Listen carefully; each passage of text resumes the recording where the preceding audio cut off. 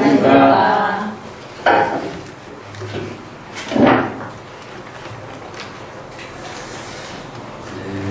교재가 없는 거. 교재. 19쪽에 들어가겠습니다.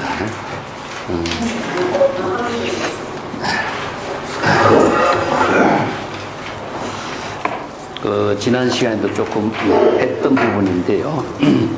유마경에서 이 부분이 중요하기 때문에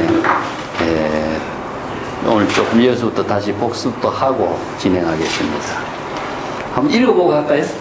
응? 하이박하이해요 탐착성리 시보살바 이망편생 시보살해. 자, 뒷장에 우방편해가요 유방편해해 무해방편바 유해방편해 하이 무방편해바 위보살 이애견심 장엄물도 성시중생 어공무상 무자 범중 이자조고 신영무방편해가 21쪽에도 하이유방편해 위부의애견심 장엄물도 성시중생 어공무상 무자 법중 이자조 이불비염 신영유방편해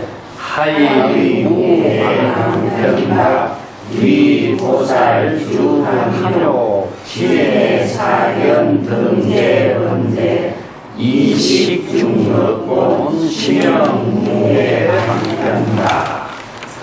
또 22쪽에 하이유해방편해 위이해탐료 지혜사견 등재원대 이식중덕본 해양 안욕따라 삼약삼고이 신영유해 방편해 문수사의 비유일보살 엄여시 관제법 우관제법 무상공이야 신영위해 수신유실 상제생사요익 일체 이구영건 신영방편 우관신 신불리병 병불리신 신영시신 비신비고 신영미해 설신유질 이불영열 신영방편. 거기까지 일단 하겠습니다. 그 이마경 가운데서도 아주 유명한 부분이고 또 조금 어려운 부분이기도 합니다. 19쪽에 가서 하이박하이해. 자, 무엇을 속박이라고 하고 무엇을 해탈이라고 하는가. 속박이라고 하는 것은 이제 자기 중생심으로 번뇌 망념에 속박되고 대상 경계에 속박되고 또 자유를 잃어버리는 것이죠. 그래서 불교에서 이야기하고 있는 해탈 열반이라고 하는 것은 일체의 속박에서 벗어나서 자유를 체득하는 것이다. 그래서 자유라고 하는 말은 불교에서 이제 처음 생긴 언어인데 한자로서는 자유라는 말을 쓰지만은 이 자유가 선에서 이제 제시를 했어요. 그걸 이제 무예자재라고도 이런 말을 씁니다. 그래서 자유라고 하는 말을 스스로에 의미하거든요. 여기 자라고 하는 것은 외부의 힘이 가미되지 않는 상태죠. 외부의 힘이 가미되지 않는 상태니까 독자적인 스스로의 모든 자체적으로 생명 활동을 하는 것을 말입니다. 외부의 힘에 의지하지 않고 자체적인 생명을 하고 있다. 그래서 자체 현조란 말을 써요. 스스로의 모든 지혜 작용이 빛을, 광명을 비춘다 해서 자체 현조란 말을 쓰는데 자체 현조를 비추는 힘을 광명이라고 그러죠. 그래서 자기 스스로의 지혜가 작용하면서 일체 지혜와 자비를 일체 중생과 함께 나누는, 그래서 이제 부처는 지혜와 자비를 두루 나눈다 해서 보조라는 말을 썼죠. 그래서 이제 속박에서 벗어나는 것은 무엇이고, 해탈을 하는 경지는 어떤 경지냐. 그래서 이제 탐착성리가 시 보살박이요, 이 방편생이 시 보살해다. 성리에 탐착하는 것은 보살이 대상 경계에 속박하는 것이다. 똑같은 보살이라도 구법자라고 할지라도 정법으로 여법하게 수행을 하지 않으면은 수행하는 것 자체가 대상 경계에 속박되고 자기의 지혜를 상실하게 하는 것밖에 안 된다. 그래서 성리라고 하는 것은 선정이죠. 선정. 참선 수행을 하는 사람이 참선 수행에 깊이 들어가면은 그 선정 그 세계가 자신의 깨달음의 세계라고 착각을 해버려요. 그래서 자기가 선정의 수행에 속박되어서 자유를 잃어버리고 탐착됐다. 여기서 선미라고 하는 말 쓰는데, 지난 시간에 이야기했지만은 유마경에 보면은 사리불이 자선하고 있을 때에 유마거사가 이제 하죠. 이걸 연자라 그런다. 연자. 어디에 이제 수화연자란 말 쓰죠. 나무 밑에서 수화연자. 원래 이제 수화라고 하는 것은 인도가 날씨가 덥기 때문에 수행자들이 산중에 숲속에 들어가요. 그래서 나무 밑에라고 하는 것은 음지라고 하는 시원한 곳이야. 여기서 수행자들이 아란자라고 하는 조그마한 초함을 지어가지고 수행을 하거든. 그래서 나무 밑에서 자선하고 있는 것이 이제 수행자들의 본분인데, 연자라고 하는 것은 자선하는 겁니다. 자선 수행하는 거예요. 그래서 자선 수행하고 있는 사리불에게 유마거사가 어떻게 비판하느냐. 그렇게 자선하지 마라. 그것은 자선에 속박됐다 하는 말을 쓰죠.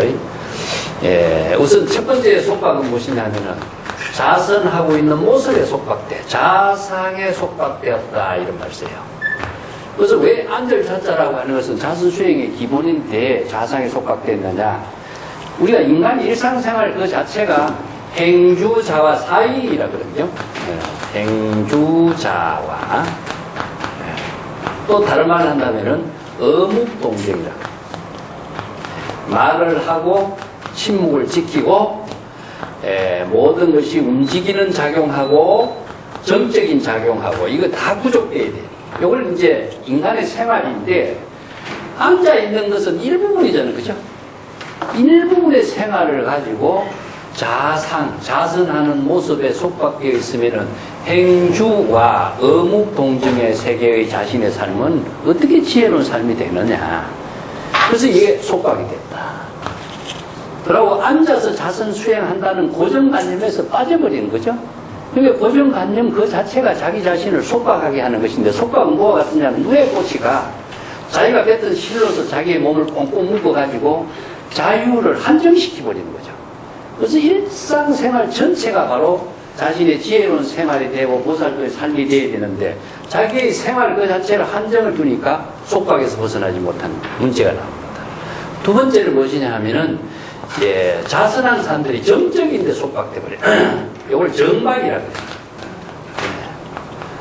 정이라고 하는 것은 굉장히 고요한 것인데, 여기도 정이 나와요. 행주자와 어묵동정. 정적인 생활도 굉장히 중요해. 우리가 마음이 안정되면은, 안정되지 않고서는 모든 일을 잘 할 수가 없는 것인데, 이것은 무엇이냐면은 시끄럽고 산란스럽다. 시끄러운 곳이다. 시끄럽고 산란스러운 곳이 무엇이냐면, 우리가 중생이 사는 사바세계를 이야기하는데, 사바세계를 떠나서 조용한 것을 추구하게 된다면은 산란스러운 이 세계를 벗어나서 삶을 추구하는 것밖에 더 되겠어요. 근데 조용한 곳에만 우리가 삶을 살 수 있느냐. 우리들의 삶이라는 것은 사실상 시끄럽고 사바세계 가운데, 중생의 세계 가운데 우리들의 삶이 이루어지는데, 이것을 멀리하고 하나를 배척하고 하나를 선택한다고 한다면은 자신이 조용한 그 세계에서의 한정된 부분의 삶에서 속박에서 벗어날 겁니다. 그리고 또 하나는 정적인 맑을 정자예요.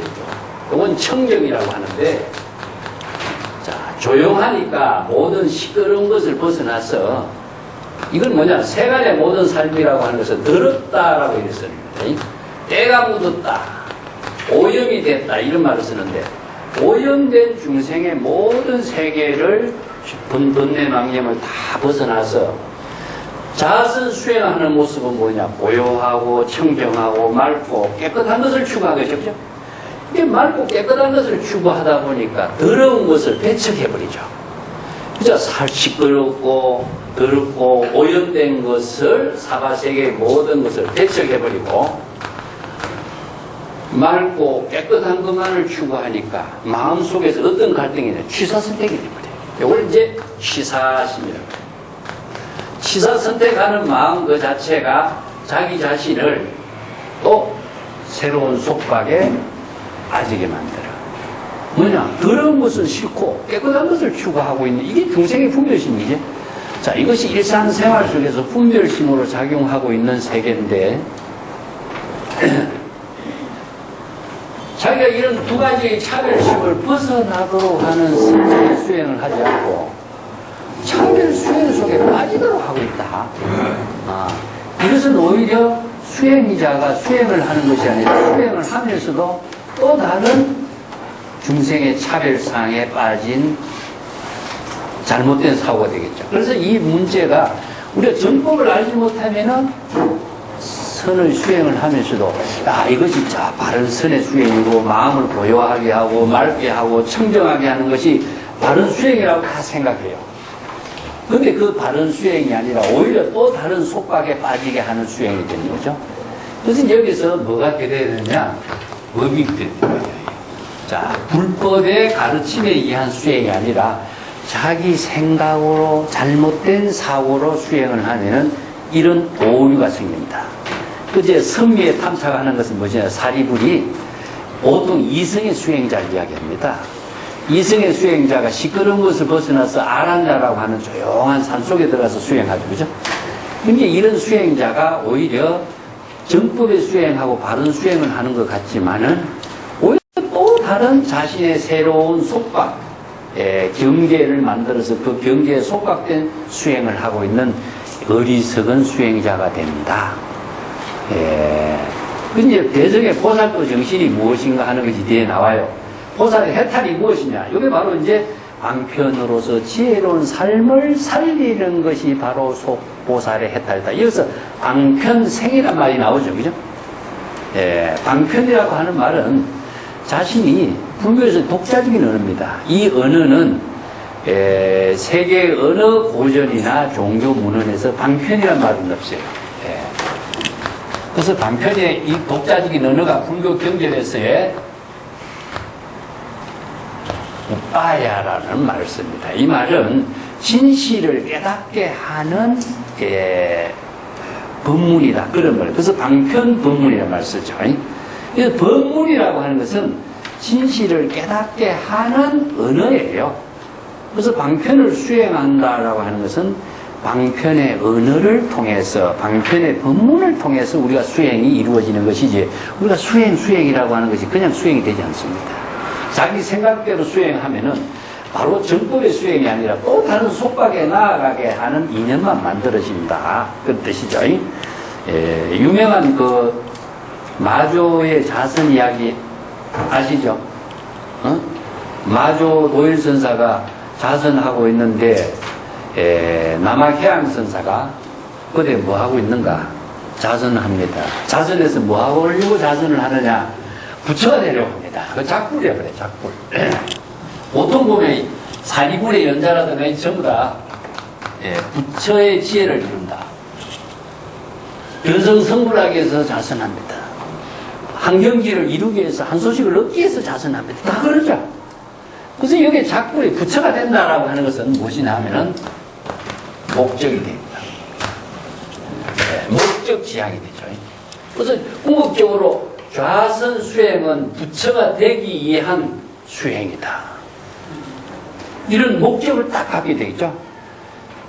그래서 이제 남학해양선사가 스승이 이 수행자가 수행을 하는 원력은 대단한데 정법을 알지 못하고 있다. 바른 수행을 하지 못하는 것을 지적하고 그 옆에 가서 이제 기와장을 놓고 가르기 시작합니다. 스님 뭐 하세요? 나 기와장 갈아서 거울을 만들려고 한다. 그래서 그 비유법을 제시하는 거예요. 기와장을 아무리 가도 거울이 되겠습니까? 질문하죠. 그러면 다 자네가 그렇게 자선 수행을 열심히 하지만은 부처가 될 수 있을까? 그렇게 이야기합니다. 보통 사람들이 자선하면 다 부처가 된다고 하고 수행하는 거죠. 그죠? 기와장 갈아서 거울 만드는 것과 같다. 왜 그런가? 자, 자선의 목적의식을 갖고 있는 부처가 되려고 하는 목적의식은 부처에 속박돼서 부처라고 하는 언어에 속박돼서 자신이 부처가 될 수가 없어요. 자, 첫 번째는 목적의식을 갖는 것은 불교 수행에서는 있을 수가 없는 거예요. 근데 모든 사람들이 방편이라는 이 말을 목적을 성취하게 하는 언어로 이해를 해버려요. 그래서 방편의 언어를 많은 사람들이 오해를 하기 때문에 이것은 수단이 되는 거죠, 수단. 그래서 방편, 수단을 같이 함께 써버리는 거예요.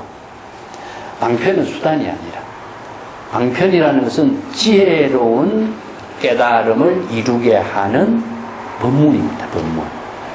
예. 그래서 방편을 수행할 때 이루어지는데 방편을 수행하지 않고 자기 생각으로 이거 잘 이렇게 하면 될 것이다 라고 방편의 언어를 오해시켜버린 겁니다. 예.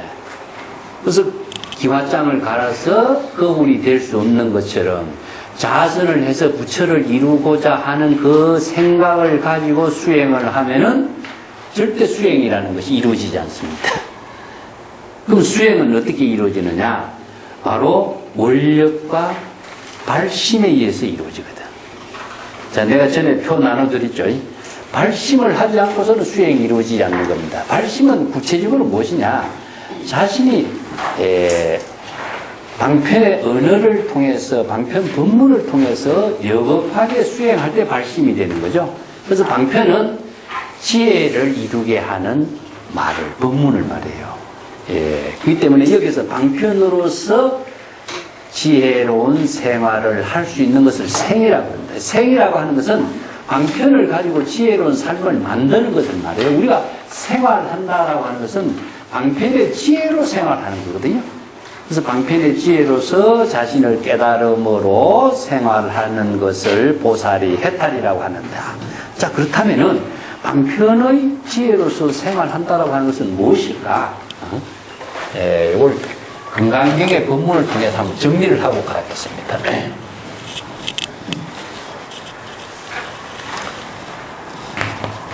선이라고 하는 것은 뭐죠? 바로 번뇌 망념이 다 소멸된 것을 선이라고 해요. 이걸 이제 선정이라고 그러죠. 그죠? 선정. 자, 선정의 경지를 이루는 것은 구체적으로 어떻게 해야 될 것인가를 알지 못하면 안 되겠죠. 그죠? 그래서 선정의 경지는 뭐와 같으냐? 이체의 번뇌 망념을 피우는 것과 같다. 그 공이라고 하는 내용은 무엇이냐 하면은 자기 중심의 사고다. 자기 중심의 모든 사고를 비우는 것이다. 자기 중심의 사고의 내용이 무엇이죠? 바로 자기의 마음대로, 자신의 의지대로, 자신이 생각하고 인식한 판단대로. 이 세 가지입니다. 심, 식. 이 세 가지의 생각을 자기 중심의 사고로서 갖고 있는 거예요. 그러다 보니까 대상 경계의 목적을 두고 있어요. 법이라고 하는 것은 목적입니다. 자기가 어떤 목적을 지시고 내 생각으로 이런 수행해서 깨달음을 이루어야 되겠다. 내 생각으로 이렇게 공부를 하면 뭐가 이루어지겠다. 이런 것이. 자, 이 생각을 다 비워야 선이 돼요. 선이라고 하는 것을 우리가 가만히 앉아서 선이다 이렇게 생각하는 것은 자기 생각으로 하는 선이야. 그것은 불법에서 이야기하는 선이 아니라 대개의 사람들이 자기 생각으로 선이 이러쿵저러쿵 이야기하고 있어요. 그 지금 경전의 말씀이나 경전의 방편 법문은 소용이 없어. 자기 생각으로 다 이야기해버리니까. 그것은 불교의 수행하고 전혀 관계없는 겁니다. 그래서 불교는 법의 종교이기 때문에 법은 우리들이 각자의 진여 본성으로서의 지혜가 작용하는 것이 법이거든. 자, 진여 본성이 지혜로 작용하는 선의 수행은 어떻게 해야 되느냐. 자, 이것을 비우는 방법이 나와. 그러면 자기 생각으로서 번뇌 망념을 비우는 방법은 자신이 망념이라고 하는 사실을 판단하지 못하겠죠. 자기 생각으로서는. 그렇지? 그래서 이게 발심이다. 초발심입니다. 초발심이 나와. 초발심을 이룰 때 정각이 된다. 그렇죠? 자, 그러면 초발심은 뭐였어요? 망념을 자각하는 거다. 이게 불교 수행의 가장 핵심입니다. 이게 불교의 방편법문입니다. 그래서 이런 방편법문을 알지 못하고 내 생각으로 망념을 없애야지, 번뇌를 일으키지 말아야지, 이 생각을 갖고 참선수행을 하는 사람은 영원히 참선수행을 하지 않고 또 다른 망념의 소용돌이 속에 자기가 빠지는 거예요. 그래서 항상 중요한 건 초발심입니다. 자, 여기에 초발심이 바로 금강경에서 이야기하는 항복기심이에요. 금강경의 기본 주제가 뭐였습니까? 번뇌 망념을 항복하는 거죠. 그 번뇌 망념을 항복시키려고 하면 항복이 안 됩니다. 그래서 번뇌 망념이 일어난 사실을 자각할 때 초발심이 되고 항복이 되죠. 그죠? 그 경지는 궁극적으로 모든 번뇌 망념을 다 비우고 선정의 경지를 이루게 하고 각자 본래로 되돌아가는 겁니다. 자, 요걸 이제 번뇌 망념의 집에서, 번뇌 망념의 숲에서, 자, 본래의 집으로 되돌아가는 것이다. 이걸 기가 나거든요. 이게 선정의 세계입니다. 이게 집으로 되돌아가는 것을 귀라고 합니다. 귀가 하고, 귀명이라는 말을 썼습니다. 귀명. 또 불교에서는 수행이라는 말이 여기서 바바나라는 말을 씁니다. 이게 불교에서는 수행이란 말이에요. 수행이란 말 자체가 가장 또 독자성을 갖고 있어요. 그래서 불교에서 제시하고 있는 언어는 우리가 일반적으로 이해하고 있는 언어와는 틀려요. 그런데 일반적으로 이해하는 언어는 내가 생각해서 판단하는 거예요. 그런데 경전의 언어를 내가 생각해서 해석을 해버리니까 정법으로 불교 공부하고 수행하는 것이 아니라 자기 생각으로 수행을 하다 보니까 많은 사람들이 수행의 방법이 다양하게 나올 수밖에 없어요. 그래서 외도가 많이 생기는 거예요. 그래서 수행이란 말은 무엇이냐? 바바나라는 말은 본래로 되돌아간다 뜻입니다. 여기에서 번뇌 망념은 무엇이냐? 우리가 비본래라. 자신의 본분을 잃어버렸으니까 본래의 지혜로운 생명의 작용을 잃어버리고 중생심으로 지금 살고 있는 자신의 번뇌 망념의 삶이니까 비본래가 되는 거죠. 그래서 비본래인 자신의 생명이 본래의 생명으로 되돌아가도록 하는 것을 불교에서는 방편이라고 합니다. 아니? 방편이라는 말은 여기 들어가요. 이때 진여의 지혜로운 생명이 되도록 하는 것. 여기에서 이제 바로 지혜로운 생명이 작용합니다. 이걸 해라고 합니다. 해는 바로 자성의 청정한 지혜로운 작용이 이루어지는 거죠. 그렇기 때문에 지혜로운 작용이 이루어지는 생명은 방편의 힘에 의해서 이루어진다. 그래서 방편과 진실과의 관계가 있죠. 그래서 방편은 진실, 우리 각자의 본성이 여여하게 부처의 지혜로서 이걸 이제 여여란 말도 쓰는데 열애란 말도 쓰고 부처란 말도 씁니다.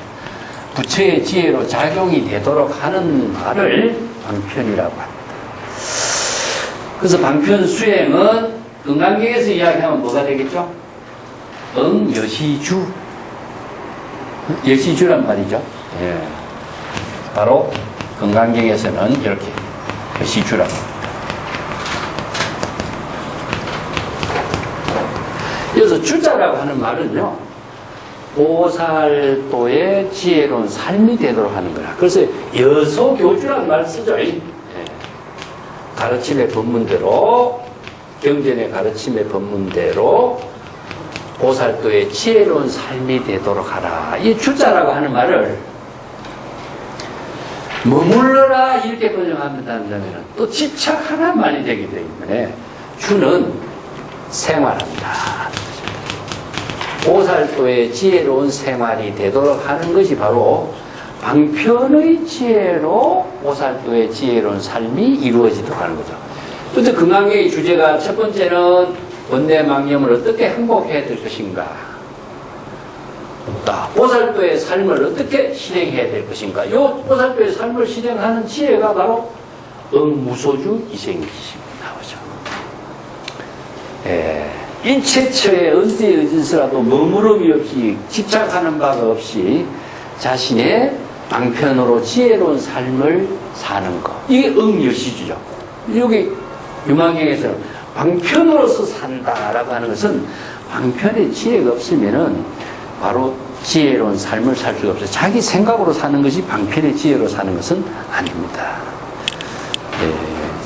그래서 선미에 탐착하는 것은 보살의 속박이요, 선정수행에 빠지는 것은 자신이 바로 마음의 편안함을 느낀다라고 하는 것 자체는 바로 선정의 수행에 빠져버린 겁니다. 편안함을 느끼는 것은 의식으로서 느끼는 것이거든. 그 선정의 세계에서 의식의 느낌이 있다라고 하는 것은 이것은 자기 생각에 빠진 거예요. 선정은 그런 경지가 돼서는 안 된다. 망념이 비워진 경지가 선정이에요. 그래서 이제 소승의 선정하고 대승의 선정이 열반의 경지가 다르다라고 하는 것도, 선정의 경지는 어떤 상태일까? 고요한 상태, 편안한 상태, 안정된 상태. 그래서 뭐 명상, 음악이라든가 이런 말도 많이 나오죠. 음악을 듣는데 명상이 되겠어요? 그 음악가들이 하는 소리고, 미술가들이 명상의 세계를 그림으로 표현하는 거고, 그 명상 그 자체는 일체의 의식이 작용되는 세계는 아니에요. 그 의식이 작용되지 않는다는 것은 무엇이냐면은 중생심으로 자기 생각으로, 이게 의식이 없다는 것은 목숨에 작용이 없다는 말이 아니고 자기 생각이 그 안에 들어있으면은 그건 명상이 아니죠. 그래서 우리가 침묵을 지킨다든가 명상을 한다든가 이런 말을 했을 적에 침묵의 내용이 뭘까 하는 거하고 이걸 잘 생각해봐야, 참고해봐야 돼요. 명상을 한다라고 할 적에 우리가 눈을 감고 명상을 한다, 좌선 수행을 한다 할 적에 좌선 수행하는 내용은 구체적으로 어떻게 돼야 되는가, 어떻게 하는 걸까? 보통 가만히 명상하면서 가만히 이렇게 번뇌망념을 익히지 말고 명상하라고 이야기하는데 그런 일이 가능할까? 예? 그거는 정말 모르는 사람이 하는 소리죠. 그래서 방편으로 지혜로운 생활이 될 때 명상이 됩니다. 그 방편으로 지혜로운 생활이 된다라고 하는 것은 궁극적으로 어떻게 되겠어요? 자신이 자기 생각으로 명상을 한다는 것은 명상도 아니고 망상하는 거죠. 명상이 아니고 망상하는 겁니다. 그래서 망상에서 벗어나는 명상이 되려고 하는 것은 망상을 자각해야 되겠죠. 그죠? 내가 망상을 하고 있다는 사실을 자각했을 때 망상에서 벗어나요. 그래서 망상을 자각하지 않고서는 망상에서 영원히 벗어날 수가 없어요. 그래서 불교에서는 초발심이라는 말이 굉장히 중요한 거죠. 초발심은 바로 선정을 이루게 하는 가장 중요한 법문입니다. 방편 법문이에요. 두 번째는 망상에서 벗어났으면 그러면은 선정의 세계는 어떻게 이루어질까 하는 겁니다. 선정의 세계는 망상에서 벗어났으면 선정의 세계가 이루어질까요? 방편으로서 지혜로운 생활을 하지 않는 한 또 망상에 빠져버려요. 아니면은 선정의 세계가 유지될 수 없어요. 그렇기 때문에 여기에서 선미에 탐착하는 속박에서 벗어난다라고 하는 것은 망상에서 벗어날 때 가능하고 방편으로 지혜로운 생활을 할 때만이 바로 보살이 해탈 경계를 이루어요.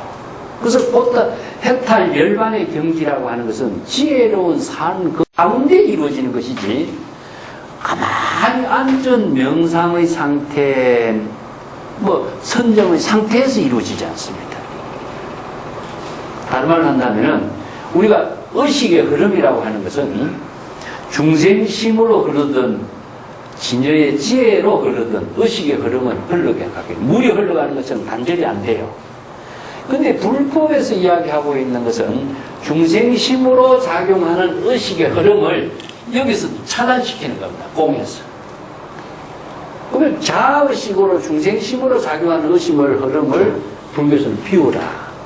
공의 법문이 여기서 나와요. 그래서 공이란 언어, 방편이란 언어, 수행이란 언어는 세계 어느 사상에서도 없어요. 불교의 가르침만 있어요. 그래서 공이라는 언어를 정확하게 알지 못하면은 불교의 바른 수행이 안 된다는 거죠.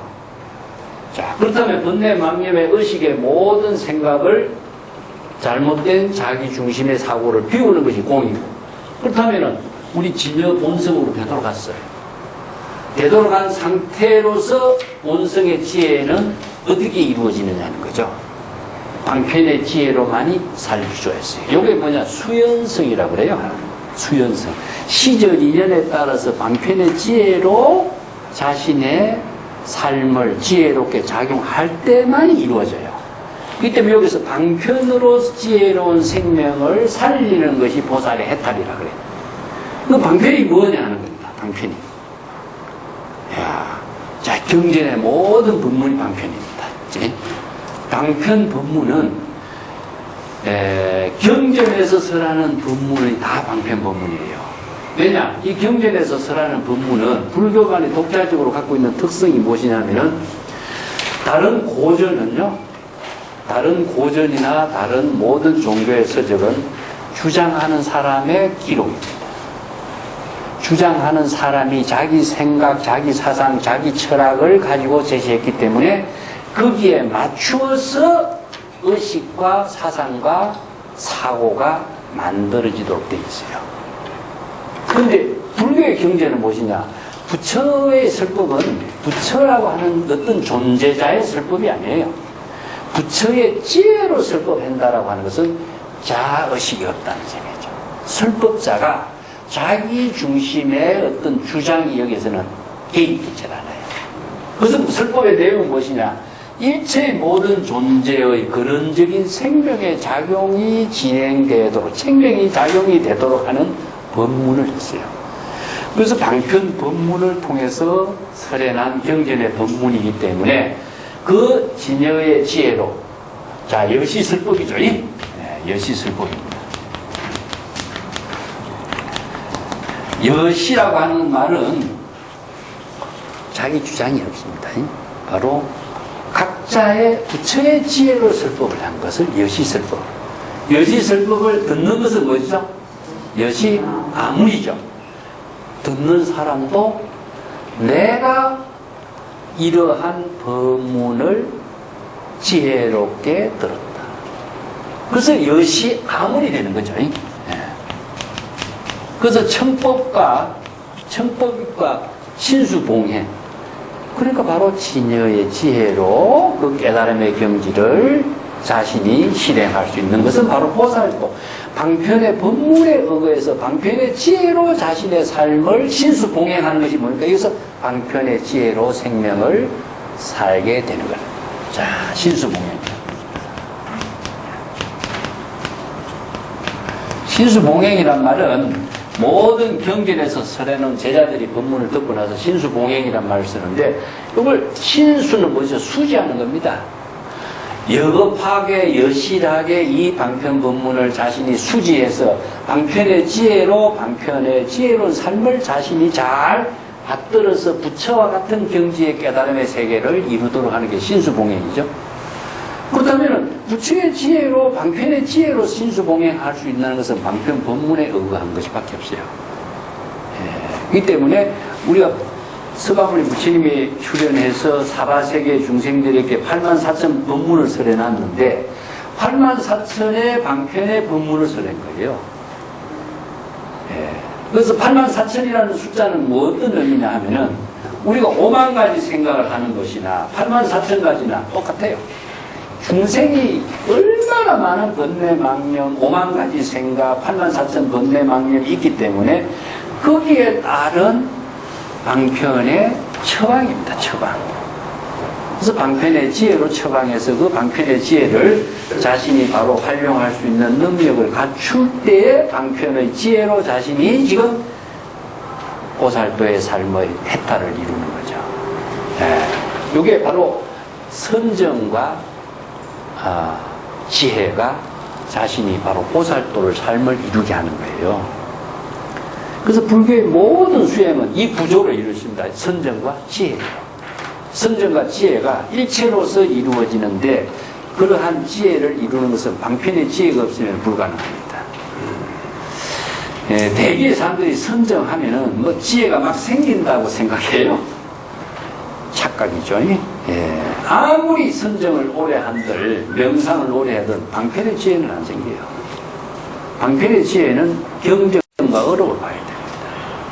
그래서 이 방편의 지혜를 자신의 보살도의 삶으로 활용할 수 있는 능력은 무엇이냐? 내가 뒤에 이제 나오는데 해하고 방편이란 말 문제를 갖고 뒤에서 이제 나옵니다.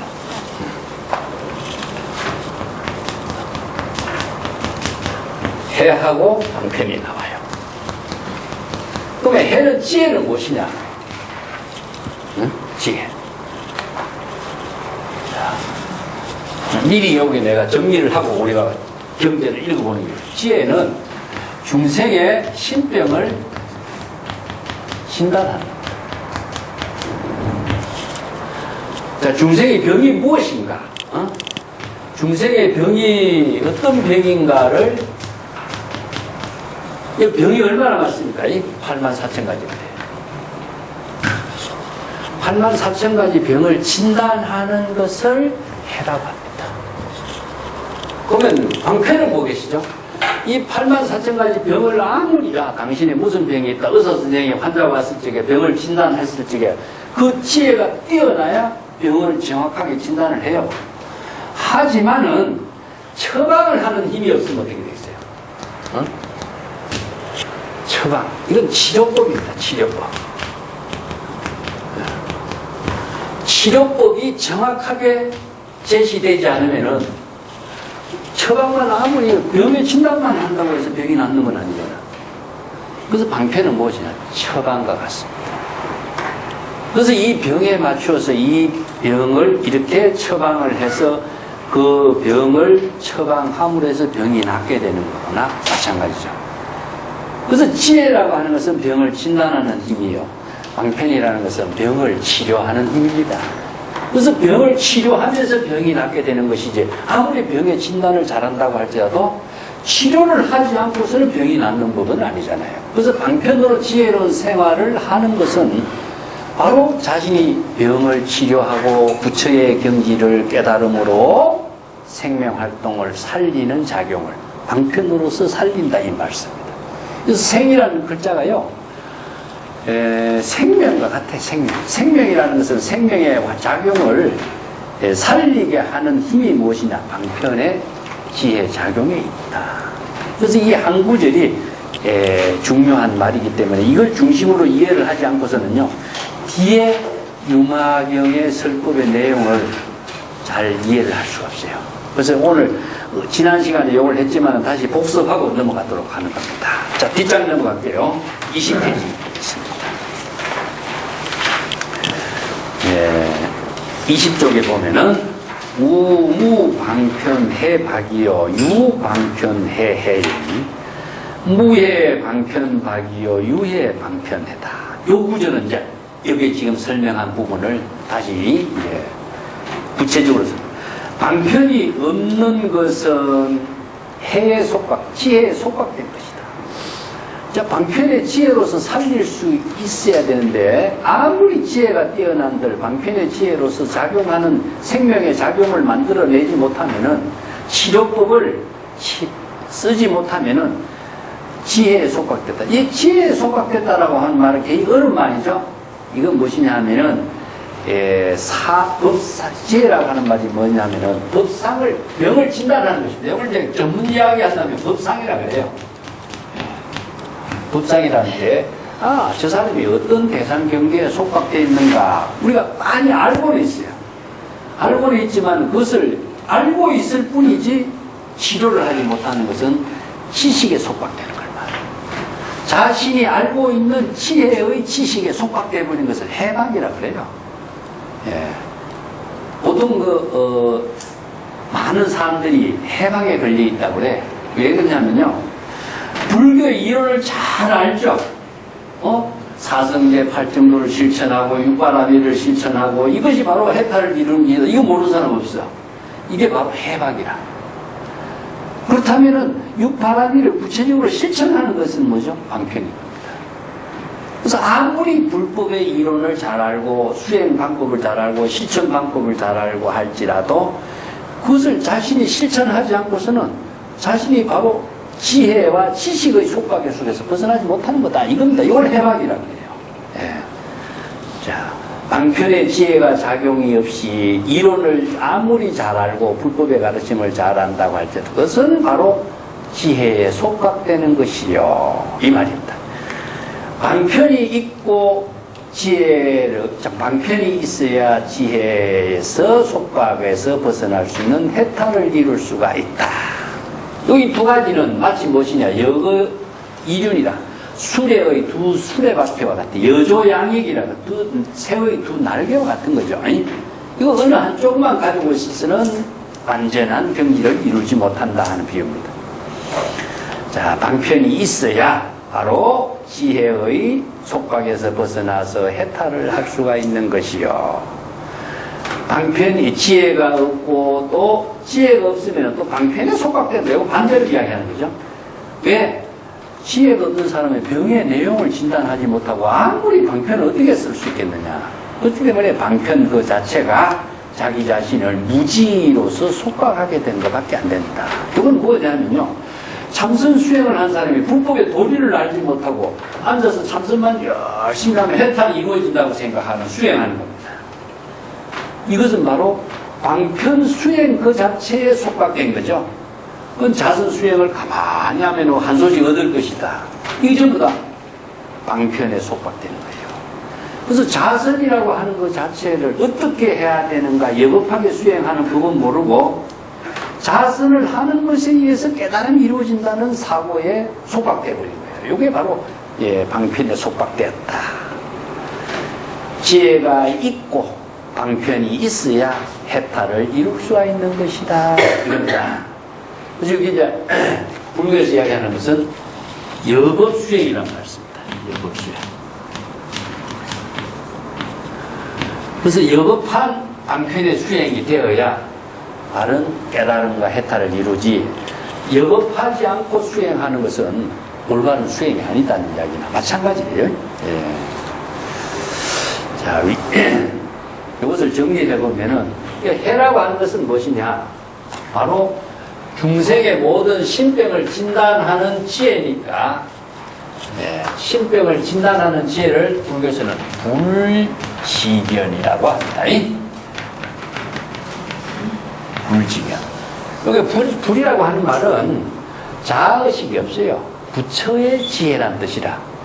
그렇기 때문에 정법을 바르게 볼 수 있는 것, 중생의 병을 객관적으로 여법하고 여실하게 볼 수 있는 것을 지견이에요. 지는 바로 정법으로 볼 수 있는 것이고, 견이라고 하는 것은 병의 내용을 바르게 직관적으로 판단할 수 있는 거예요. 이걸 이제 건강경에서는 실지, 실견 이렇게 표현하죠.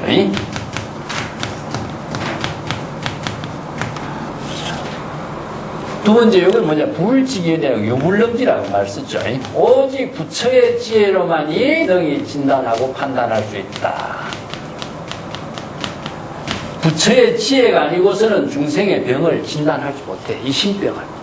그래서 이게 해라고 하는 것은 불법의 대의를 알아야 돼. 불법을 모르는 사람이 불법의 지혜를 쓸 수가 없어요. 자기 생각으로 하는 것은 불법의 지혜하고 전혀 관계없어요. 또 다른 중생의 속박에 떨어지게 됩니다. 이게 이제 지혜의 작용이고, 방편이라고 하는 것은 아까도 얘기했지만 여법하게 처방을 해야 됩니다. 이건 뭐냐, 여실하게 수행을 하는 것은 말이에요. 그 여법하게 처방한 것은 열심하게 수행을 통해서 치료를 해야만이 그 병이 완전히 낫게 되는 거죠. 그렇기 때문에 또 다른 말을 한다면 방편은 무엇이냐? 지혜를 이루고 공덕을 이루는 힘이기 때문에 모든 중덕을 많은 덕을 실행하는 것이다. 많은 덕이라는 것은 공덕을 말합니다. 사실 우리가 지혜라고 하는 말은 방편의 지혜를 가지고 보살도를 이루는 거예요. 보살도를 이루는 것은 지혜와 자비가 이루어지는 것은 방편의 지혜의 힘에 의해서 이루어지고 있습니다. 그래서 우리가 앞에서 봤지만 유마경도 뭐 있습니까? 유마힐도 성교 방편을 부족했다 그러죠. 훌륭한 방편의 지혜를 부족했다. 그만큼 방편의 지혜를 부족했기 때문에 10대 제자라든가 32명의 보살이 유마와의 대화를 해도 유마의 지혜가, 방편의 지혜가 더 뛰어났죠.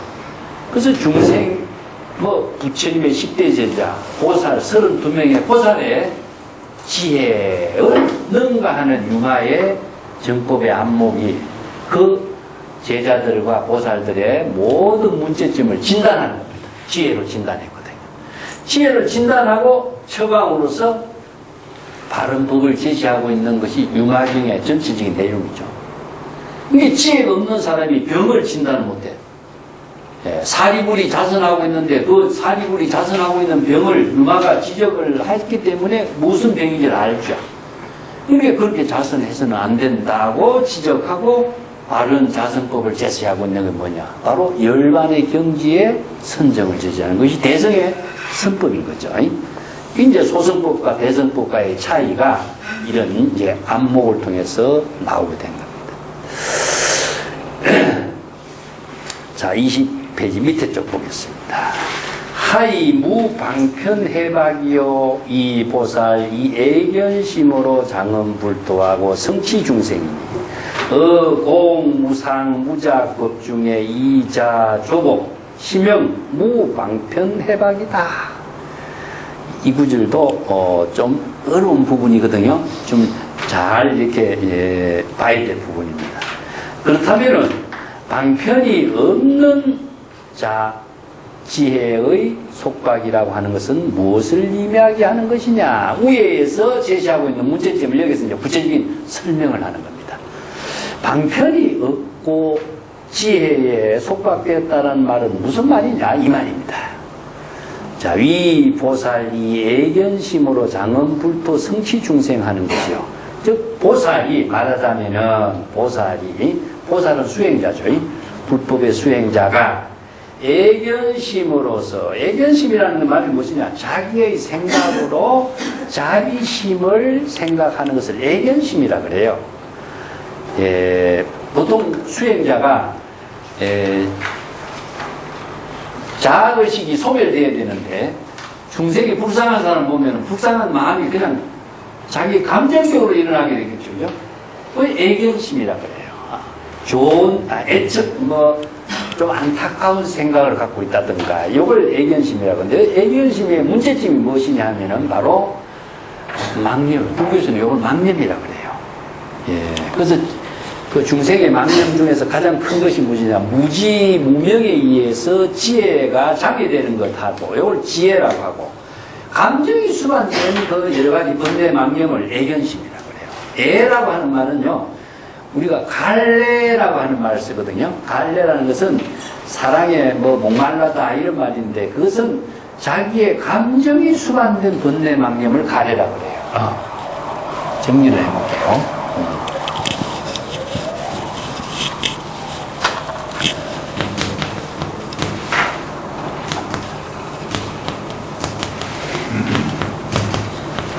이것은 갈대와 같다. 갈대라고 하는 말은요, 사람들의 번뇌 망념 속에서 많이 나오는 것이 번뇌 망념인데, 번뇌 망념은 감정이 수반돼요. 그래서 우리 인간이 지정의 세 가지 이야기했을 적에 지적인 장애는 무엇이냐 하면 이걸 무명이라고 하는데 이것은 무지에 의해서 생긴 거죠. 진실을 알지 못한 무지무명이고, 무지무명은 지적인 장애를 불러일으킨다. 이걸 지혜라고 해요. 지적인 장애를 불러일으킨다 해서 지혜. 이걸 다른 말로 하면 소지장이라고 해요. 소지장. 조금 전문 용어입니다. 지적인 착오를 만들어가요. 요거는. 지적인 착오에 의해 가지고 진실을 알지 못하는, 그러니까 아까 해박이라고 했는데 지혜가 없기 때문에 지적인 착오를 불러일으키는 거죠. 그래서 두 가지 번뇌 망념이 인간에 있어서 가장 큰 겁니다. 근데 이거는 감정적으로 일어나는 번뇌 망념을 이걸 번뇌장이라고 하고 이걸 애라고 해요. 애예.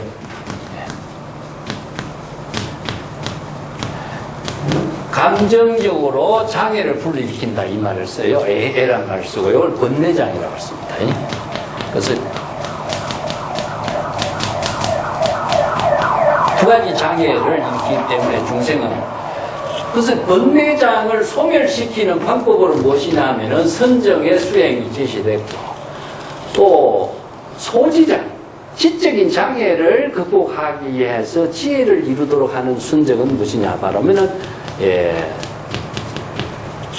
지혜를 이루도록 하는 것이에요. 그래서 이제 불교의 수행은 정해 두 가지 골격을 주고 있어요. 그래서 정의 경지를 이루게 하는 것은 무엇이냐? 자의식의 모든 생각을 비우는 것, 공의 철학이, 공의 실천이 나오고, 또 지혜로운 자신의 보살도의 삶을 잘 이루도록 하는 것은 방편의 지혜로 부족하지 않고서는 안 된다. 그래서 방편의 지혜로 살려야 된다. 자기 생각으로 지혜라고 하는 말은 착각입니다. 그래서 지혜라고 하는 말이나 방편이라는 말이나 이것은 불교의 독자적인 언어이기 때문에 그것을 정법에 의해서 이해를 해야 돼요. 그렇지 않고서는 자기 생각으로 이해하면 전부 다 오류가 생겨요. 그 우리나라에서 서방에서 이런 말들이나 스님들이 이런 말을 쉽게 많이 하는 것은요, 자기 생각으로 하는 겁니다. 그래서 자기 생각으로 한 말들이 그냥 일반화되어가지고 불교 수행에 일반적인 언어가 되어버렸어요. 그래서 이런 오류가 혼치지 못해요. 거기에서 한번 젖어버린다면요, 벗어나기가 어렵습니다. 그래서 정법으로 바르게 공부를 해야 바른 사유를, 지혜를 이루어요. 자, 여기서 보살이 애견심으로서 자기 주관적인 생각으로 처근한 마음을 가지고 좋아하는 마음을 갖고 안타까운 마음을 갖고 있는 것이 애견심이에요. 자기의 처근한 애견심을 가지고 불국토를 장엄하려고 한다든가 중생을 구제하려고 하는 일을 성취하려고 한다든가 이런 생각을 갖고 있는 것이 무엇이냐? 방편이 없고 지혜에 속박된 것이다. 보통 우리가 그런 생각이 많죠. 어떤 이든 인간은요, 감정에 떨어지거나 바로 처근한 마음에 떨어진다면요, 바르게 그냥 정법이라는 것을 생각하지 않고 거기에 빠져버려요. 이게 애견심이라고 해요. 자, 그렇기 때문에 불국토를 장엄한다. 내가 이렇게 수행하면은 불국토가 장엄될 것이다. 불국토가 무엇인지도 모르고 불국토를 장엄한다. 불국토나 정토라고 하는 것이 보통 보면은 어디 있다고 생각하잖아요. 그죠? 아, 내가 이렇게 전에 보시를 많이 하면은 불국토를 장엄하는 것이고 불사를 잘 하는 것이라고 생각하고 불사를 해요. 이것이 뭐냐? 바로 애견심이다. 자기의 주관적인 생각을 가지고 판단해버리고 처분한 생각을 가지고 자비심을 베풀어버리는 것이 이 애견심이죠. 이런 것이 바로 중생을 구제한다든가 불국토를 장엄한다든가 하는 자기의 주관적인 생각을 갖고 있는 것이 바로 보살의 방편이 없는 것이 지혜에 속박된 겁니다. 두 번째는 그 뒤에 나와요. 공무상무자. 공이라는 것은 뭐냐? 불교의 3해탈의 본문인데요. 세 가지는. 공무상무작은, 공은 여기에 번뇌망념을 다 비우는 것이 공이라고 그랬죠. 그죠? 번뇌망념을 비우는 공의 법문하고, 무상, 자기의 주관적인 생각으로 대상 경계에 대한 모든 의식을 다 비우는 것이 무상. 이 무상이라는 것은요, 자기의 의식 속에 나타난 이미지입니다. 이미지. 누구를 좋아한다든가 어떤 데 대해서 좋다 나쁘다든가 하는 이미지가 상이에요. 이걸 법상이라고 하는데 이건 자기 생각으로 하는 거예요. 그 자기 생각으로 갖고 있는 이미지나 의식의 모든 사고의 대상을 상이라고 하는데 자아의 주관적인 의식이라든가 남에 대한 어떤 고정관념의 이미지라든가 이 전부 상이에요. 그렇기 때문에 자기가 좋아하는 쪽으로 집착을 해버리고 싫어하는 것은 싫어하는 쪽으로 미워해버리거든요. 이게 상을 갖고 있다라고 하는 것 자체가 자기 생각에 의한 판단이다. 그래서 이 상을 갖지 말아라는 거예요. 그래서 이 상을 갖고 있는 모든 것을 비우는 것이 바로 공무상. 무작은 다른 말로 한다면 무언이라고 그래요. 무언. 예. 무작이란 말은 불교에서는 이게 독자적인 언어예요. 이런 단편의 언어가. 무작이라고 하는 말은 무언과 같은 말입니다. 여기서 무언이라고 하는 것은 목적을 두지 않았다. 그래서 어떤 조작을 해서 어떤 목적을 이룬다 이 말이에요. 이건 뭐냐면은 자기라는 것은 자기성이에요. 자기성. 자기성도 되고 자의성도 돼요. 자기의 주관적인 어떤 생각을 가지고 무엇을 하려고 하다 하는 말이죠. 그 뭐냐?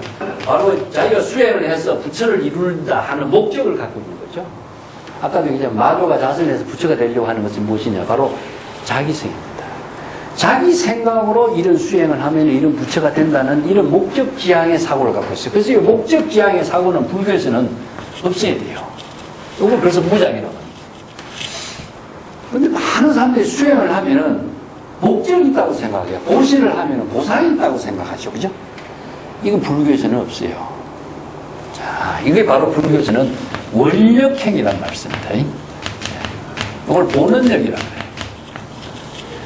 본원력이라고 하는 것은 누구에게 보상을 받는 것이 아니라 자신의 생명의 작용을 살리는 일만 하는 거예요. 그런데 생명의 작용이 그러면 죽어 있느냐? 죽어 있죠. 어떤 것이 죽어 있느냐 하면은 중생심으로 사는 생명은 죽은 것이 돼요.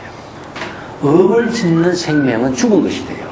그렇기 때문에 의식의 흐름이 중생심으로 작용하는 의식의 흐름을 지혜로운 생명으로 되살리게 바꾸는 것이 불법에 가르치는 거거든. 그렇기 때문에 그것은 바로 본분의 원력을 이루도록 하는 겁니다. 본래의 생명의 작용을 되살리는 것을 원력이라고 그래요. 그래서 원력이라고 하면 뭐 목적을 이루는 것이 불교에서 원력이처럼 하지만 그건 그렇지 않습니다. 불교에서는 목적 사고가 없어요. 전부 다 자신의 본분의 생명을 되살리는 것에 의해서 자신의 본분의 생명을 통해서 보살도를 이루도록 하는 거예요. 그렇기 때문에 원력의 종교이지 목적의 종교는 없습니다. 예. 보살도를 실행하는 것 자체 그가 바로 자신의 생명을 통해서 일체의 모든 중생과 함께 생명의 남음을 이루는 것이 바로 불교에서 이야기하는 보시예요. 보시. 근데 전에서도 이야기했지만은 보상이라고 하는 것은 자기 생각에 의한 겁니다. 보상 심리를 갖고서 불교를 공부하는 것은 이것은 또 다른 목적을 지향하는 것이기 때문에 아니죠. 그래서 공무상무작은 바로 삼해탈문, 이 세 가지를 삼해탈문이라고 한다. 해탈을 이루는 법문이며, 바로 자신을 깨달음을 이루고 일체 중생의 번뇌망념의 속박에서 해탈을 이루게 하는 법문이 공무상무작인데, 이 공무상무작의 해탈문 가운데서 스스로 조복이 이루어진다고 생각하는 것, 이것은 바로 방편이었고 지혜에 속박된 것이다. 자, 이런 수행을 여기에서 왜 이렇게 하냐면은 자기 생각으로 자비심을 일으키고 자기 생각으로 보시를 하고 자기 생각으로 중생을 구제하고 내가 공무상무원이라는 불법의 가르침을 잘 알고 있다고 생각해요. 알고 있기 때문에 스스로 자신의 번뇌망념을 다 스스로 조복이 된 것으로 생각해요. 이것이 바로 방편이었고 지혜에 속박된 법입니다. 보통 사람들이 교수들도 그래요. 자기가 뭘 알면은 자기는 깨달았다고, 깨달음의 삶을 사는 것이라고 착각을 하는 겁니다. 아는 지식에 속박되어 가지고 알고 있는 것 자체가 바로 지혜에 속박된 거예요. 이건 내가 다르게 비유한다면요, 공무상무원의 3회타를 이루게 하는 방편의 법문은 방향을 제시해 준 겁니다. 그렇다면 방향을 제시했다면 방향을 구체적으로 실행하는 것은 뭐죠? 방편의 지혜로 실행돼야 되겠죠. 그죠? 방향을 아무리 잘 알고 있어도 방편의 지혜로 그 길을 걸어가지 않으면은 방편의 지혜로 자신의 깨달음의 삶이 실행되지 않아요. 그런데 방편의 방향을 잘 알고 있는 것이 자기 스스로 깨달았다, 해탈을 이루었다 하는 것을 착각하고 있는 겁니다. 다르게 이야기한다면요, 우리가 교실에서, 농가대학 교실이라고 생각합시다. 농사 짓는 거, 호박을 잘 수확하는 거, 도마도를 잘 재배하는 법을 여기서 이론적으로 잘 설명하고 있어요. 그렇지만 이 안에서 도마도가 열립니까? 호박이 열립니까? 농사가 되립니까? 안 되죠? 마찬가지입니다. 자, 방편으로 지혜로운 삶을 이루는 것은 농장에서 농사를 지으면서 그 수확을 이룰 때 이루어지는 거나 마찬가지죠. 우리가 고살 때의 법문을 경제를 통해서 잘 안다고 할지라도 그 머릿속에 알고 있는 거예요. 머릿속에 알고 있는 것이 바로 해탈된 경지라고 착각하는 겁니다. 이게 해박이라. 그래서 방편의 지혜로서 자신의 생명을 작용하게 하는 힘이 나와야지, 머리로서 이론적으로 불법의 경전의 법문을 통해서 그 경지를 이루는 것은 아니다. 이게 바로 무상, 무작, 무법, 공무상, 무작의 그 가르침의 법문 가운데서 스스로 조복이 이루어진다고 하는 것은 바로 방편이었고 지혜에 속박된 경지라고 할 수 있다. 보통 사람들이 지식에 속박되어 있다라고 하는 말과 마찬가지입니다. 자기가 알고 있는 것이 그런 경지를 이룬 것처럼 착각하는 사람이 많아요.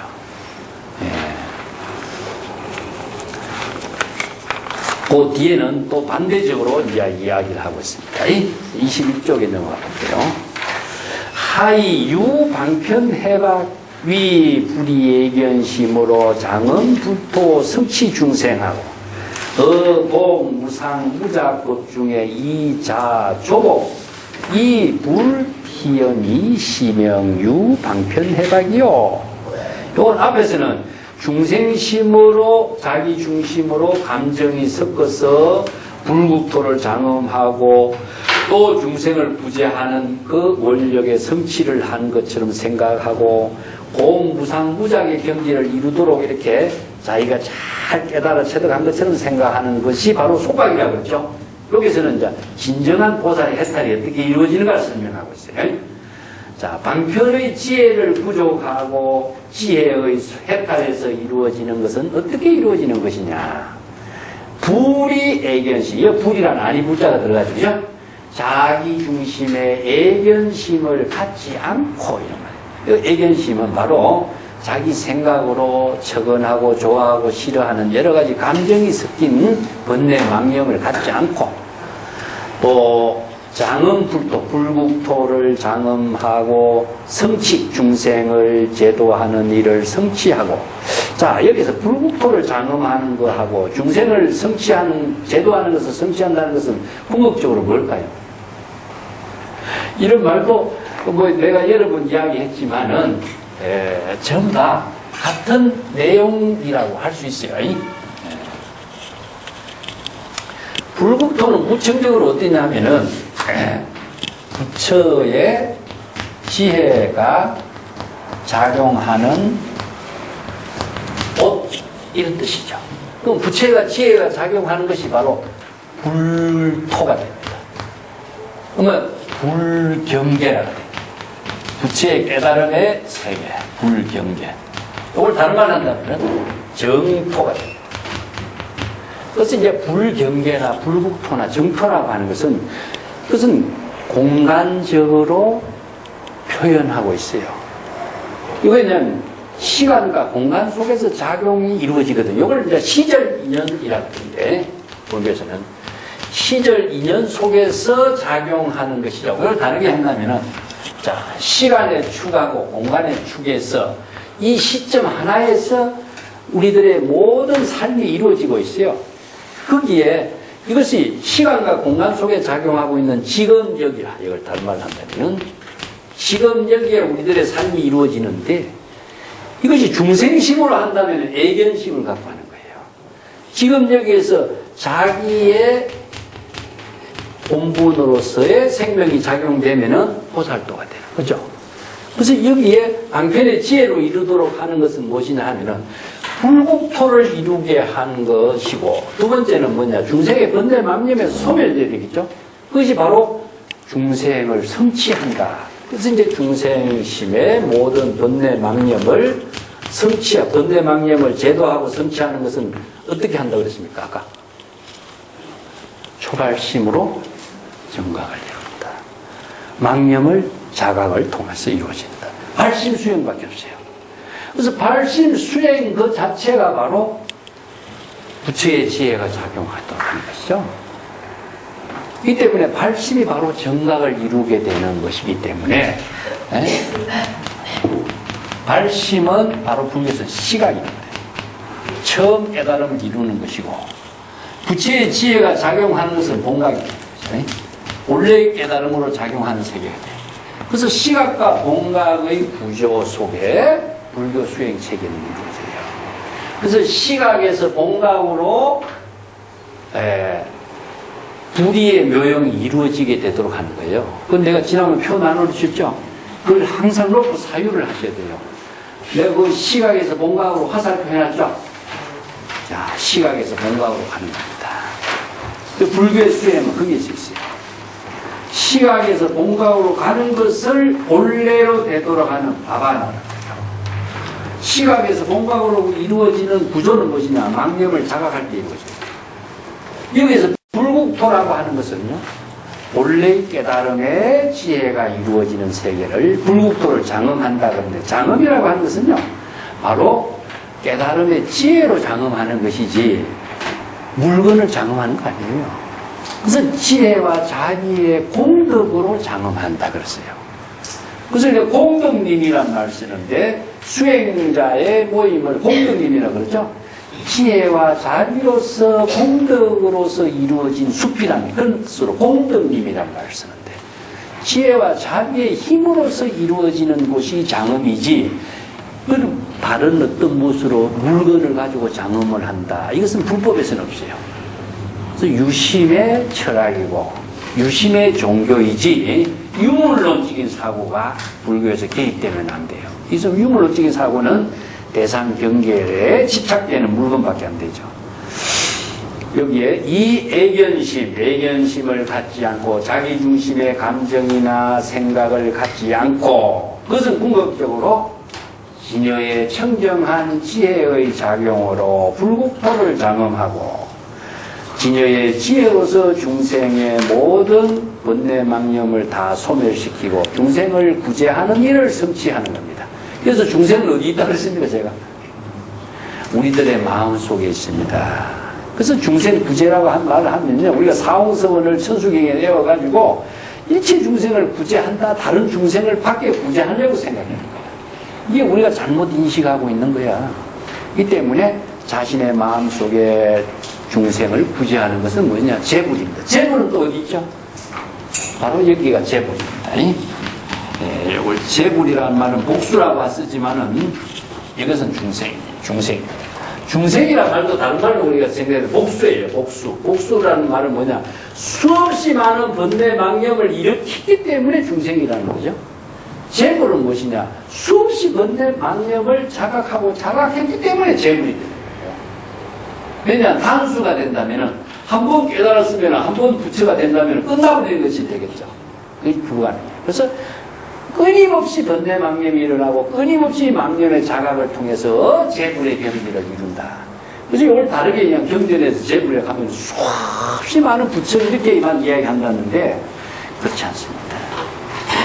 이 경전의 언어를 우리가 잘못 이해하고 자기 생각대로 번역하고 이해해버린다면 이런 부작용이 생겨요.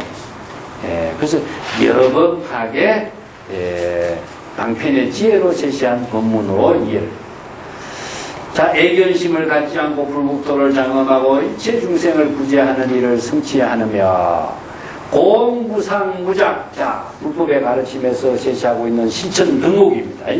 일체의 번뇌망념을 텅 비우는 공에 실천하고 또 자아의식과 의식의 대상 경계의 모든 상을 다 비우는 무상의 경지를 이루고 무작.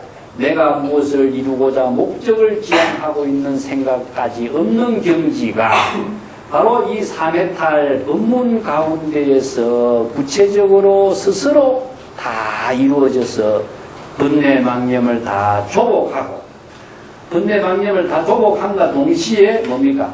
피염심. 여기서는 피염심이라는 것은 중생심으로 이루어지고 있는 여러 가지 번뇌망념, 자의식, 자타를 의식하고 있는 사고가 다 없어. 이 피염심을 요즘 말한다면 스트레스라고 할 수 있겠죠. 그죠? 피염심. 시기하고 질투하고 미워하고 피곤하게 하고 하는 피염심이 다 없어진 경지. 이것을 이름하여 방편이 있는 지혜의 해탈이라고 한다. 자, 방편과 지혜는 나눌 수가 없습니다. 바로 보살도의 실천은 지혜에 의거해서 방편의 수행을 이루어지는 것이고 여법학의 지혜를 통해서 방편을 수행을 했을 때에 바로 해탈, 멸관의 경지를 이루게 하는 것이다. 그래서 삼해탈의 법문을 공무상무작이라고 하는 삼해탈의 법문을 여법학의 방편의 지혜로서 실천할 때에 바로 보살도의 삶을 통해서 깨달음의 경지를 이루는다. 즉 영여시주, 보살도의 삶이 이루어지고 응무소주, 이생기심이 되겠죠. 그죠? 보시행, 응여시주, 응여시보시 이런 말씀. 건강경에서. 자, 불국토를 이루고 한다는 것은 방편의 지혜로 어떻게 이룰 것인가. 이걸 건강경의 법문을 통해서 합니다. 응여시주입니다. 여시주는 바로 진여의 지혜로 여법학의 부처의 지혜로운 삶을 통해서 보살도의 삶을 이루게 하는다. 주는 지혜를 통해서 보살도의 삶을 이루게 하는 것은 방편의 힘에 있어서는 안 이루어진다. 그러면 여시보시, 보시행을 합니다. 그런데 보시도 어떤 목적을 갖고 보시하는 것이 아니라 바로 진여의 지혜로 자기 본분사의 지혜로운 생명으로 보시행을 합니다. 이게 응무소주 이생기심이나 응무소주 이생보시나 똑같은 거죠. 자, 이게 여시 또 여법학의 설법을 하는 것이라든가 여기 건강경에서 여법 설법을 뭐라 하죠? 바로 무법가설이라고 그랬습니다. 무법가설이란 말씀. 설법도 자기 마음대로 자기 감정을 가지고 자기 생각을 가지고 설법하는 것은 설법이 아니에요. 그것은 자기의 생각이 자기의 의식적인 생각이나 감정이 수반되면 그건 설법이라고 할 수 없어요. 그래서 이제 설법이란 말을 바로 여시설법이라든가 아니면은 무법가설이란 말을 씁니다. 그래서 부처의 설법은 자기 감정이 전혀 없다. 그것을 다른 말로 한다면은 자기 본분사예요. 본분사라는 것은 시절 인연에 자신의 생명으로 작용하고 있는 일로서 설법하는 것이고 보시하는 것이지 목적을 두고 보시를 하고 설법을 하고 중생을 구제하는 일은 있을 수가 없다. 그런 이야기입니다. 하이 무해 방편박이요. 그러면은 지혜가 음치 방편에 속박된다라고 하는 말은 무슨 말이냐? 이걸 또 이제 설명을 합니다. 이 보살주 탐욕이고 진해 사견하고 등재 번뇌하며 이 식중 덕본이니 심영무해 방편박이다. 자, 지혜가 없고 불법의 안목을 갖춘 지혜가 없고 방편에 속박된 것이라는 것은 어떤 경지를 이야기합니까? 하는 말이죠. 말하자면 보살이 여기서 머무르다 집착한다 이런 말이 여기서 주라고 하는 것은 탐욕심을 가지고 진에 썩내고 화를 내는 것, 즉 감정을 잘 중생심으로 작용하는 것이죠. 사견, 사땡견해, 전법을 알지 못하고 사땡견해를 가지고 여러 가지 수없이 다양한 번뇌망념에 집착하고 있는 것, 번뇌망념으로 살고 있는 중생심으로서 이것은 탐욕이라든가 진해라든가 사땡견해의 모든 번뇌망념을 일으키는 것 자체가 자의식입니다. 자기 중심의 사고죠. 그죠? 자기 중심의 사고를 가지고 여러 가지 수없이 번뇌망념을 일으키는 생각을 가지고 수없이 많은 덕의 근본을 심는 것은 바로 지혜가 없고 방편에 속박된 것이다. 여기서 식중덕본이라고 하는 말인데, 이게 식중덕본이라는 것은 수없이 많은 덕의 근본을 심는다 하는 말이거든요. 이건 성근 공덕의 인연을 심는다는 말인데, 이건 보살도를 통해서 이것을 성근 공덕의 인연을 심어야 되는데, 여기서는 무엇이냐? 자기 생각으로 심는 거예요. 자기 생각으로 심는 게 뭐냐? 탐욕심과 진해와 사견과 모든 번뇌망념을 가지고 덕의 공덕을 심는 거예요. 자기 생각으로 심는 거죠. 그죠? 자기 생각으로 이것이 바로 공덕이 되고 이것이 바로 덕을 이루는 것이고 이것이 바로 보살도를 실천하는 것이라고 착각하고 이런 공덕을 심는다고 하는 것은 바로 지혜가 없는 거다. 자, 여기서 공덕을 심는 방편의 일은 하지만은 지혜가 없이 방편에 속박된 일을만 하고 있는 거다. 보통 사람들이 이런 사고로 많이 살죠. 자기 생각으로 이렇게 하면 좋다 하고 생각하고 해버리는 거죠. 이것은 지혜가 없이 여겁하게 지혜로운 보살도를 실행하지 못하는 모습이 바로 지혜가 없고 불법의 지혜가 불법의 대의도 모르고 자기 생각으로 자기 어떤 목적으로 자기의 감정대로 좋은 일을 많이 하면 된다. 공덕행을 많이 하면 된다. 불사에 많이 동참하면 된다. 이런 생각으로 해버리는 거죠. 이것이 바로 일반인들이 뭐냐? 여겁하지 못한 거다. 여겁한 지혜를 갖지 못한 것이다. 여기 식중덕본이란 말에 줄을 켜보세요. 줄을 켜는 것이 얼마나 중요한 것인가. 예를 들어서 내가 이야기하자면은 선어록에서 많이 사용하고 있는 말이 있죠. 달마하고 누구 만나요? 양무제를 만나요, 지금.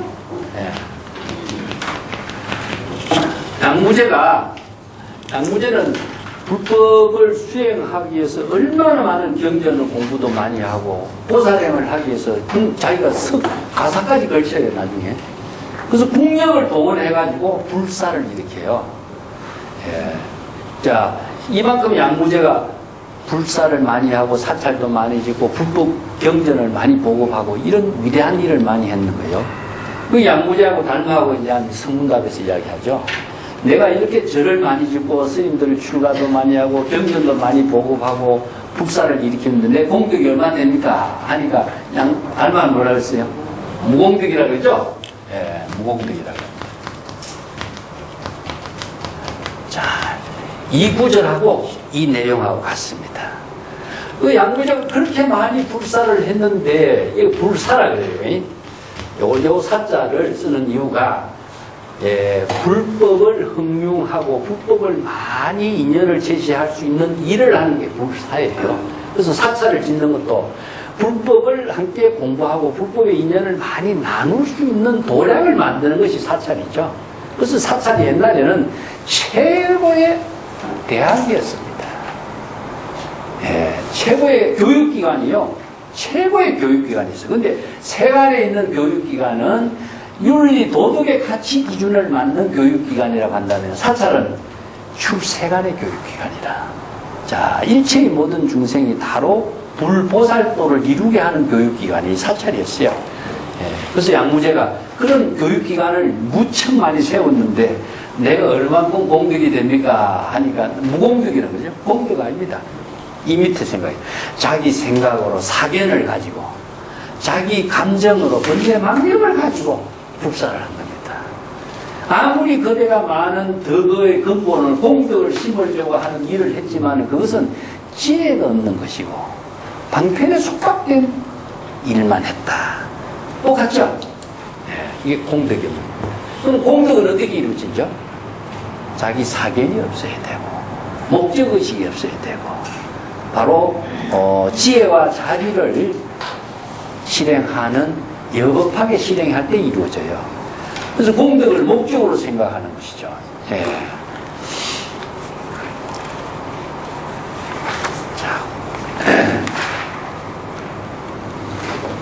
자, 22쪽에 봅시다. 요 구절이 이제 마지막으로. 그러면은, 지혜는 있고 방편으로서 해탈의 경지를 이루는 것은 어떤 것이냐. 요걸 이제 네 가지로 설명하죠, 여기서. 예, 말하자면은, 이제 탐욕, 진해, 사견 등제 번뇌하고, 이 식중 덕본하고, 해양 안욕따라 선약삼보리, 신형, 유해, 방편해다. 이 결론입니다. 자, 그렇다면은, 지혜도 있고, 방편으로 해탈의 경지를 이루는 것은 어떻게 해야 되는가? 이게, 모든 자의식의 탐욕과 진해와 썩내고 화를 내는 여러 가지 감정이 다 없고 또 사견이 없고 모든 여러 가지 종류의 번뇌 망념이 없이 이라고 하는 것은 여의다 그런 말이죠. 비우다는 뜻입니다. 자, 자의식에 따른 탐욕과 진해와 사견과 모든 다양한 번뇌 망념을 텅 비운 경지에서 많은 덕의 근본을 심는 것. 덕의 근본인 것은 지혜로운 작용을, 지혜로운 자리행을 하는 것. 이것이 바로 이제 식중덕본이라고 합니다. 그리고 해양, 안욕따라 삼약삼보리. 안욕따라 삼약삼보리라는 것은 최상의 깨달음의 경지로서 지혜를 이루는 것을 안욕따라 삼약삼보리라고 그러죠. 여기서 안욕따라 삼약삼보리라는 것은 불교에서 이야기해서 무상정등정각이라고 이야기하는데,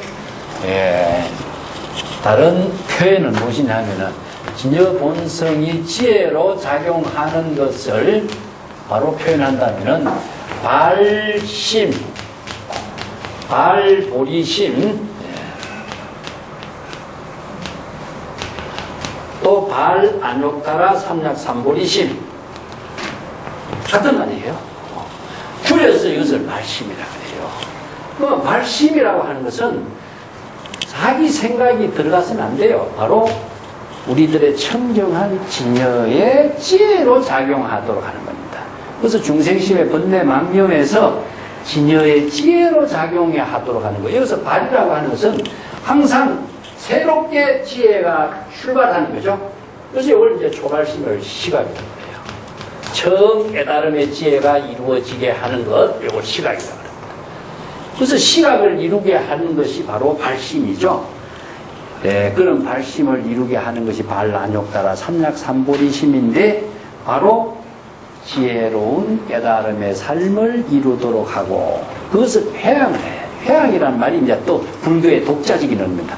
방편, 해탈, 열반, 회양, 수행, 반야의 공 이런 언어는요 다른 어느 종교나 고정에 없습니다. 이런 언어의 정확한 개념을 이해를 해야 됩니다. 이걸 이런 언어에 정확하게 불교의 사상으로서 이루어진 언어를 이해하지 않고서 우리가 자기 생각대로 적당히 이해하고 불교 공부를 하면요 정말 전부 다 엉터리로 엉뚱한 방향으로 나가요. 그래서 수행이란 말, 방편, 해탈, 공, 열반 여기에서 회양이란 말은 뭐냐 하면은 공덕에 자신이 이룬 모든 수행의 공덕의 힘을 자기가 받아들이고 자기가 쓰지 않는 겁니다. 이것을 모든 사람들에게 베푸는 거예요. 이것도 회양이란 말 다른 말 하면 보시나 같아요. 자, 내가 저도 가끔 쓰지만 장부는 싸움을 하지만은 행복한 삶을 누리지 않는다. 마찬가지예요. 창조자적인 삶을 사는 사람은 자신의 지혜로운 삶을 창조하는 사람은 그 창조된 가치관을 자기가 수용할 여유가 없어요. 끊임없이 새로운 자신의 지혜로운 삶을 이루는 일에만 전념하거든. 이게 바로 보살이에요. 그렇기 때문에 자신은 창조적인 삶을, 지혜로운 삶을, 공덕을 이루는 삶을 하지만은 그것은 자기 자신이 수용을 하지 않는 거예요. 우리 사회에서도 그렇지 마찬가지로 열심히 IT 분야에 연구를 해가지고 어떤 제품을 만들었다. 그 사람은 경제적인 가치를 이루기 위해서 목적을 의식해갖고 그 일을 했지만은 사실 그것을 진지하게 연구하고 새로운 분야를 연구 개발하는 차원에서 그 수혜는 누가 합니까? 많은 사람들이 하죠. 이게 바로 자체 현조란 말이에요. 태양이 빛을 비추지만은 태양 그 자체가 빛을 비추는 목적은 아무것도 없는 거예요. 모든 존재가 각자 자신의 생명으로 작용하는 일 그 자체밖에 의미밖에 없어요. 이것을 바로 우리가 대상을 두지 않고 자체의 생명을 작용할 때 일체의 만물과 함께 그 생명의 덕을 함께 나누는 것을 회양이라고 합니다. 이게 불교에서 법의 종교라고 하는 것은 자연의 법이죠. 일체의 모든 자연의 존재가 여법하게 작용하고 있는 자연법이라는 말이 있습니다. 자연은 외부의 힘에 의해서가 아니라 자연 그 자체가 지니고 있는 생명의 활동하는 것을 법이라고 해요. 생명의 법칙에 의해서 작용하는 모든 덕을 나누는 것을 자연법이라고 해요. 이걸 불교에서는 보시라고 하고 해양이라고 하는데, 물이 흘러가는 것 자체는 물의 본분의 생명 활동이고 자체적인 작용의 묘용이지만 그 자체적인 생명 활동의 법칙이 불변의 법칙으로 작용하는 힘이 일체의 만물에게 생명수로서의 나눔이 이루어지죠. 물이 오염된 물은 생명을 죽이지만 흐르는 작용에 따라서 청정하게 작용하는 힘이 법이가 되는 거죠. 자연법이가 됩니다. 생명 그 자체의 작용이 청정하게 생명수로서 작용할 때에 만물에게 생명의 작용이 되는 모든 생명의 근원이 제공되는 것을 우리가 해양이라고 말씀합니다. 그 대상을 두고 있느냐? 대상을 두지 않고 있다. 목적을 두고 있느냐? 목적을 두지 않는다. 그래서 불교에서는요, 자연법위의 종교이기 때문에 원력행만 있지 목적은 없습니다. 대상이 있느냐? 대상도 없어요. 그래서 자체적으로 생명으로 작용하게 하는 지혜를 제시했을 뿐이지, 이 부처의 위대성이라고 하는 것은 이러한 자체의 생명의 작용이 지혜로 작용하는 힘을 태양의 에너지라고 해요. 아까도 이야기했지만 자연 법위로 작용하는데 불교의 부처를 비로자나 이런 말 쓰죠. 그죠? 네, 비로자나. 비로자나라는 말은 태양이라는 뜻입니다. 태양이에요. 태양 그 자체가 비치는 광명이 바로 비로자나 태양이 작용하는 힘을 우리가, 이게 빛으로서 해양하는 거죠. 태양 그 자체가 작용하는 생명의 활동을 광과 명으로 표현해요. 광이라고 하는 것은 모든 생명이 작용하게 하는 에너지의 원소다. 명이라고 하는 것은 모든 생명이 자체적으로 생명 활동을 여법하게 하게 하는 힘이다. 이 광명이 있기 때문에 일체 만물이 생명 활동하는 거예요. 태양이 없다면은 우리 이 지구상의 모든 존재가 생명 활동 불가능해요. 물이 없어도 불가능해요. 나무가 없어도 불가능해요. 이게 모든 존재가 생물이나 무생물이나 동물이나 식물이나 관계없이 자체적으로 생명 활동을 하는 그것이 바로 자연법이라고 해요. 자연의 모든 존재가 자체적인 생명으로 작용하는 힘을 갖고 있기 때문에 그 에너지의 힘이 만물에게도 생명 활동하게 하는 힘을 제공해주고 있는 것을 우리가 보시 회양이란 말씀입니다. 그래서 회양이란 말을 자기 생각으로 회양이란 말을 이해해서는 안 되고, 보시란 말도 자기 생각으로 베푸는 것이 보시라고 생각하면 안 돼요. 자연의 모든 생명 그 자체가 생명으로 작용하면서 작용하는 힘이 나누어지는 것을 보살도라고 하고 부처의 지혜라고 하고 보시라고 하고 회양이라고 말씀입니다. 거기에서 불법을 우리가 공부해야지 자기 생각을 갖고서 이해를 하고 언어를 이해하고 보시행을 하고 이런 것은 불교에서는 없어요. 그래서 경전을 얼마나 잘못 이해하고 자의적으로 해석하면은 이런 부작용이 생긴다는 겁니다. 오늘 몇 가지 할까요? 네.